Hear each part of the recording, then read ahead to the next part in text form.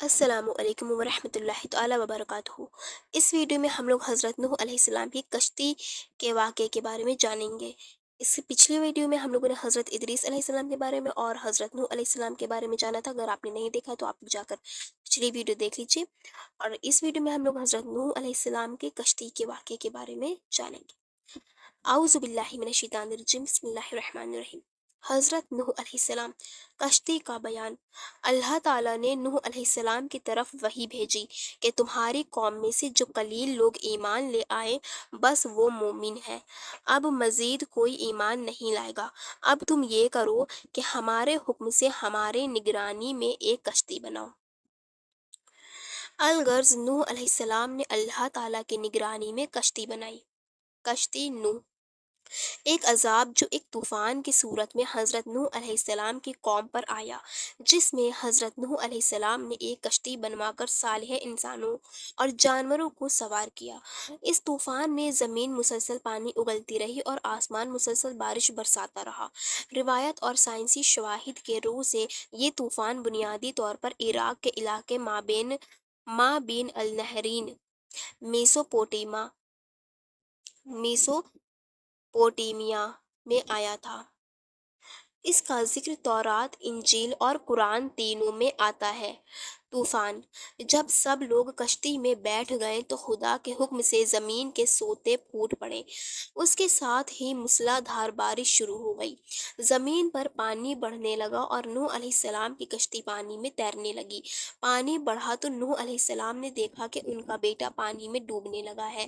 آپ نے اسے آواز دی کہ اب بھی آ جاؤ تاکہ خدا کے عذاب سے بچ سکو، مگر اس نے جواب دیا، تم جاؤ، میں کسی پہاڑ کی چوٹی پر چڑھ کر اپنی جان بچا لوں گا۔ پانی تھا کہ تھمنے کا نام ہی نہ لیتا تھا۔ دنیا کے نافرمان اور سرکش لوگ اس سیلاب میں فنا کی گھاٹ اتر گئے اور نوح علیہ السلام کی کشتی جودی پہاڑ کی چوٹی پر جا کر ٹھہر گئی۔ اب خدا کے حکم سے سیلاب تھم گیا اور زمین نے سارا پانی اپنے اندر جذب کر لیا۔ اب خدا نے نوح علیہ السلام کو حکم دیا کہ کشتی سے اتر جاؤ، تجھ پر اور وہ لوگ جو تجھ پر ایمان لائے ہیں ان پر ہماری رحمتیں برکتیں نازل ہو گئی ہیں، چونکہ اس طوفان میں دنیا کے تمام لوگ ہی فنا ہو گئے تھے، صرف چند لوگ ہی زندہ بچے تھے، اس لیے نوح علیہ السلام کو آدم ثانی بھی کہا جاتا ہے۔ انہی کی اولاد اس وقت دنیا میں آباد ہے۔ جودی کی پہاڑی بحیرہ مردار بحر لوط کے مغرب میں اسرائیل میں واقع ہے۔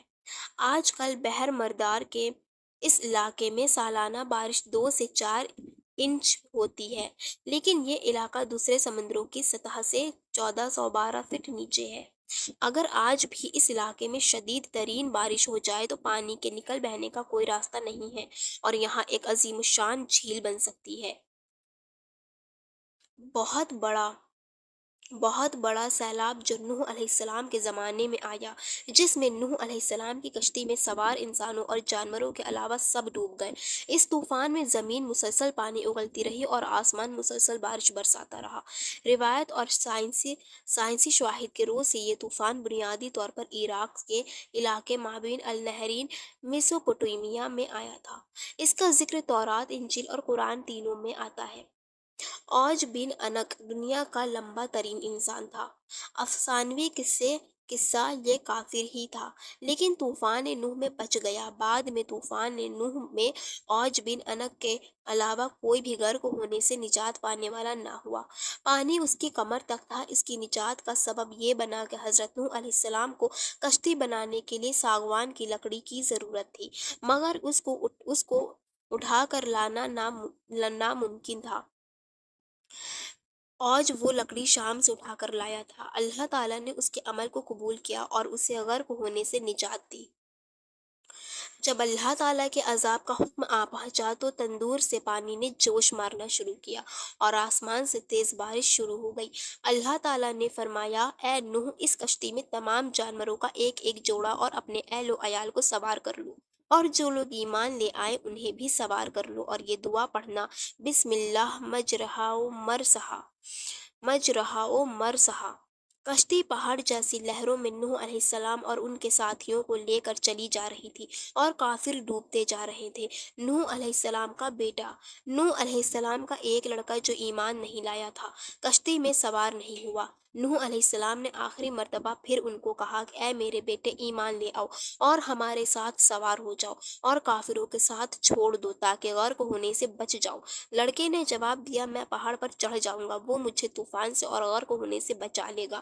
نوح علیہ السلام نے فرمایا آج اللہ تعالیٰ کے عذاب سے بچنے والا کوئی نہیں۔ یہ گفتگو جاری تھی کہ ایک موج آئی اور لڑکا غرق ہو گیا۔ نوح علیہ السلام کو اللہ تعالیٰ کا وعدہ یاد آیا، کہنے لگے اے میرے رب، میرا بیٹا میرے اہل میں سے ہے اور تو نے وعدہ کیا تھا کہ میرے اہل کو بچائے گا، تو پھر تو نے اسے کیوں ڈبو دیا؟ اللہ تعالیٰ نے فرمایا اے نوح، وہ تمہارے اہل میں سے نہیں ہے، اس لیے کہ اس کے عمل اچھے نہیں ہیں۔ نوح کا وہ بیٹا جو ایمان نہ لایا، نوح کا بیٹا یام جس کا لقب کنعان تھا، اور کنعان کی والدہ وحلا، گھر والوں میں سے یہ دونوں علیحدہ رہے اور غرق ہوئے۔ نوح نے اپنے بیٹے کو کشتی میں سوار ہونے کو کہا لیکن وہ سوار نہ ہوا اور غرق ہو گیا۔ حالانکہ توریت کے سفر مذکور مینو کے 3 بیٹے لکھے ہیں، سام، حام، یافس، اور تینوں کا کشتی میں سوار ہونا اور طوفان سے نجات پانا لکھا ہے، اور نیز مفسرین اسلام اس بیٹے کا نام کنعان بتلاتے ہیں، حالانکہ کنعان حام کا بیٹا نوح کا پوتا ہے۔ ایک بیٹا کنعان یا یام اور حضرت نوح علیہ السلام کی اہلیہ، یہ دونوں کافر تھے، ان کو کشتی میں بیٹھنے والوں سے مستثنیٰ کر دیا گیا۔ حضرت نوح علیہ السلام کی ایک بیوی اور آپ کے بیٹے یام کنعان کے بارے میں تھا جو اسی بیوی سے تھا، جبکہ آپ کے 3 بیٹے حام، سام اور یافس ایمان لا چکے تھے اور آپ کے ساتھ کشتی میں سوار ہوئے تھے۔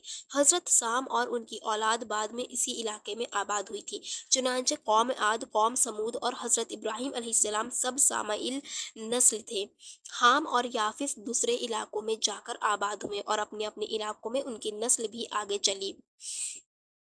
نوح کے دوسرے بیٹے جن کا توریت میں مفصل ذکر ہے، قرآن مجید میں ذکر تو ہے لیکن نام نہیں آیا، اسی واسطے مفسرین میں اختلاف ہے۔ جو لوگ توریت کی روایت کو صحیح سمجھتے ہیں وہ ان کو حضرت نوح کا نافرمان لڑکا بتاتے ہیں جو کشتی میں سوار نہیں ہوا تھا بلکہ طوفان میں غرق ہو گیا تھا۔ برخلاف اس کے تبری نے غرق ہونے والے لڑکے کو حضرت نوح علیہ السلام کا چوتھا بیٹا لکھا ہے اور اس کا نام کنعان بتایا ہے۔ حام کے متعلق لکھا ہے کہ بچنے والے 3 لڑکوں میں سے ایک تھا، اور طوفان میں ختم ہونے کے بعد جب زمین تقسیم ہوئی تو حام کو مصر، سوڈان، جیش اور توبہ کے علاقے ملے۔ ان کی اولاد میں سیاہ فام ہے، کہتے ہیں نمرود بھی انہی کی نسل سے تھا۔ سام کی اولاد گورے رنگ کی ہے۔ آخر کافروں کی مکمل تباہی ہوئی اور اللہ تعالیٰ نوح علیہ السلام کو اور ان کے اہل و عیال کو سخت تکلیف سے نجات دی۔ جب تمام کافر ڈوب گئے تو اللہ تعالیٰ نے زمین سے فرمایا اے زمین اپنے پانی کو جذب کر لے، اور آسمان سے کہا اے آسمان رک جا۔ الغرض پانی ختم ہو گیا اور کشتی جودی پہاڑ پر جا کر کھڑی ہو گئی۔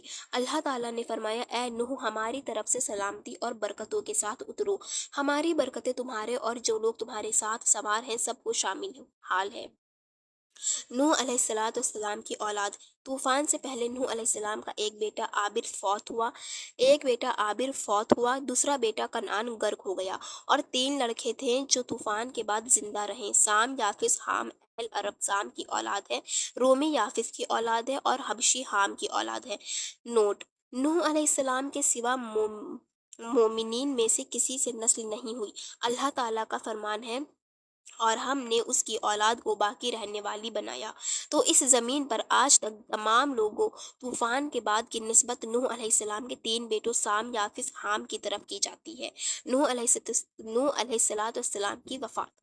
جب نوح علیہ السلام کی وفات کا وقت قریب آیا تو انہوں نے اپنے بیٹے سے کہا میں تمہیں 2 باتوں کا حکم دیتا ہوں اور 2 باتوں سے منع کرتا ہوں۔ میں تمہیں شرک اور تکبر سے منع کرتا ہوں اور میں تمہیں لا الہ الا اللہ کا حکم دیتا ہوں، اس لیے کہ اگر ترازو کے ایک پلے میں آسمان اور زمین اور جو کچھ ان کے درمیان ہے رکھ دیا جائے اور دوسرے پلے میں لا الہ الا اللہ رکھ دیا جائے تو دوسرا پلہ جھک جائے گا، اور میں تمہیں سبحان اللہ و بحمدہ کا حکم دیتا ہوں، اس لیے کہ وہ ہر چیز کی صلاح ہے اور اسی کے ذریعے ہر چیز کو رزق مہیا کیا جاتا ہے۔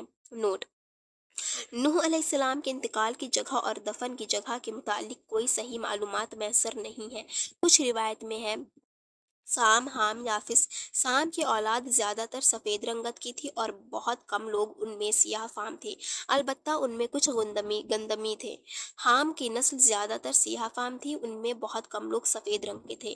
یافس کی اولاد سرہی مائل رنگ کی تھی۔ عرب اور بنی اسرائیل سام کی اولاد ہے۔ تمام حبش حام کی اولاد ہے۔ ترک اور مشرقی ایشیا کے لوگ یافس کی اولاد ہیں۔ طوفان کے بعد نوح علیہ السلام دنیا میں 350 سال تک زندہ رہے، پھر نوح علیہ السلام کی وفات ہوئی۔ کچھ روایت کے مطابق آپ مکہ میں دفن ہوئے اور کچھ کے مطابق آپ لبنان میں دفن ہیں۔ آئی ہوپ سو آپ لوگوں نے اس قصے سے بہت کچھ سیکھا ہوگا۔ انشاء اللہ تعالیٰ ملتی ہوں نیکسٹ ویڈیو میں حضرت ہود علیہ السلام کے قصے کے ساتھ۔ اس لیے پلیز چینل کو سبسکرائب کر دیجیے گا، ویڈیو کو لائک اینڈ شیئر ضرور کر دیجیے گا۔ السلام علیکم ورحمۃ اللہ تعالیٰ وبرکاتہ۔